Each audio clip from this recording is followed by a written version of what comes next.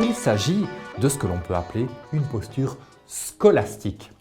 C'est cette caractéristique qui différencie l'attitude attendue de la part des étudiants à l'université de notre attitude dans la vie de tous les jours, de ce que l'on peut appeler le sens commun ou le sens pratique.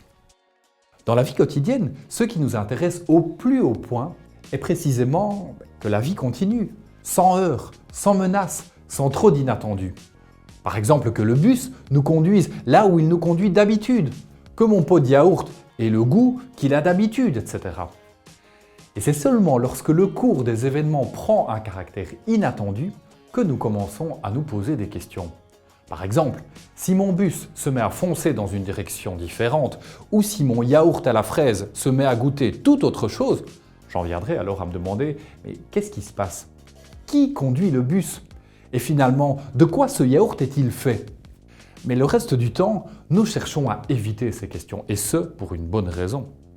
Si nous nous les posions sans arrêt, notre vie serait tout simplement impossible. La posture scolastique, qui vient de la même racine scola, scolé que le terme école, qualifie originellement le temps de loisir consacré à l'étude. Il s'agit en réalité d'une posture dans laquelle nous avons la possibilité de nous poser des questions pour lesquelles nous n'avons pas de temps ou pas d'intérêt dans la vie quotidienne parce que nous y sommes préoccupés par d'autres choses. C'est en quelque sorte l'immense chance dont peuvent profiter celles et ceux qui s'inscrivent dans un cursus universitaire. Obtenir pendant quelques années la possibilité de s'interroger sur certains aspects de la réalité sociale, politique, économique pour en obtenir une meilleure compréhension. La posture scolastique a parfois été utilisée pour caractériser l'image du savant dans sa tour d'ivoire déconnectée des réalités de la vie quotidienne. C'est évidemment un travers possible, mais dans lequel rien ne nous oblige à tomber. Il faut reconnaître qu'un trait essentiel de la posture attendue des étudiants à l'université consiste à apprécier, pour un moment au moins, le savoir pour le savoir.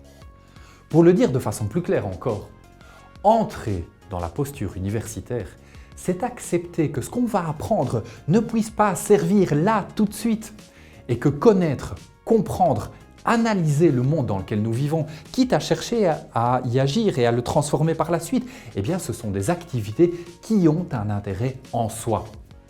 Malheureusement, comme on le découvrira dans la séquence suivante, le contexte actuel ne rend pas toujours une telle posture facilement intelligible.